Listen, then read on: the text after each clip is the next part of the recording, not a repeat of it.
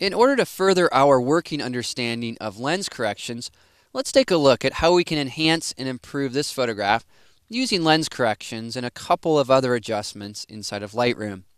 Well, first, let's open up our lens corrections panel by way of a shortcut. On Windows, it's Control-6. On a Mac, that's Command-6. Now, this is a photograph of my grandfather's font. He literally created this own font by hand. Here we can see the silk screen. And I love how the light is shining through that, and the shadow below, or the light shining through the letters, we can see his alphabet here. Well, what I want to do is remove a bit of the vignetting around the edges. Also, I want to remove a little bit of the distortion from this close-up perspective. So here, we'll go ahead and click on Enable Profile Corrections. Now, once again, we can choose the make, the model, and the profile for this particular camera and lens combination. Already the image is looking a lot better. Next, I'm going to go ahead and remove a little bit more of the distortion here, also work with the vignetting until I think that looks good. I always like to press the backslash key that shows me the before, press again, and then the after. Okay, great. Well, we're going in a good direction. Except what I want to do is tilt this or rotate this a bit. So in order to make an adjustment like that, I need to go to my manual controls. And all that I'm going to do is just rotate this over a bit to the right. I may work on the distortion there just a touch, trying to get that exactly where I want it. And I can work with the scale. A little bit of a tighter crop is kind of fun there, focusing in on those letters.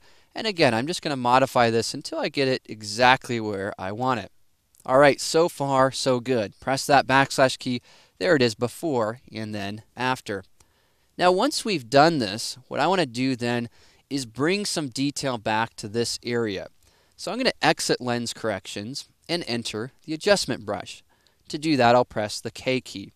This will open up my adjustment brush, and here I'm going to decrease the exposure, increase clarity, maybe a little bit of saturation and contrast, and a little bit of sharpness as well.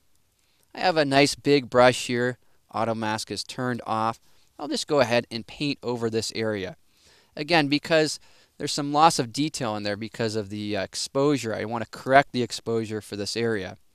Now, I know that this isn't necessarily a technique connected directly to lens correction, but I wanted to illustrate that a lot of times what you'll do is you'll make your lens corrections and then go through all of your other workflow steps. So here with this image, again, I just want to get this looking a little bit better, increasing that contrast even more. Maybe some more color saturation would be nice there. And I'll experiment with these controls. So keep in mind that as you work with lens corrections, again, you're going to create the best image by starting off by making those adjustments and, of course, integrating that into the rest of your workflow. All right, well, let's evaluate our before and after.